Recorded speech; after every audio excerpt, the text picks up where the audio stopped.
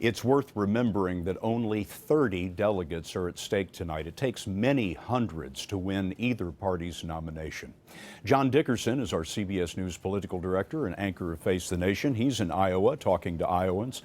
John, Iowa's conservatives are about as conservative as they come, tailor-made for Cruz. What if he comes in second? Yeah, it would be a blow. His campaign is always predicated on starting and doing well in Iowa.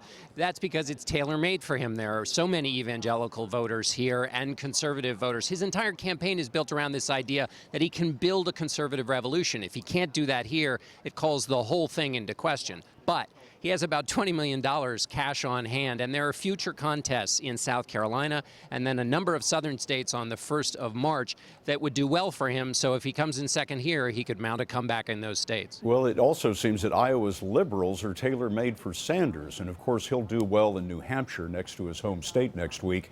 But what about the later primaries for Sanders?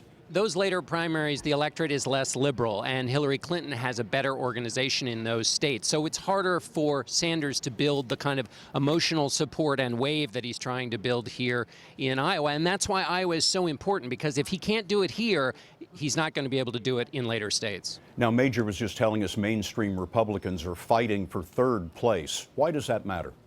Well, those mainstream Republicans, and here we're talking about Rubio, Bush, Christie, Kasich, they've been trying to find some reason to break out of the pack and say, I am the lone alternative to Donald Trump and Ted Cruz. So they've grabbed a poll. They've talked about a debate performance. Nothing has allowed them to break out of the pack. But if they can point to a strong result in Iowa, third or maybe second, they can say the voters have validated me, and now all mainstream conservatives should rally around me to go up against Trump and Cruz. John Dickerson, see you on Face the Nation. Thanks, John.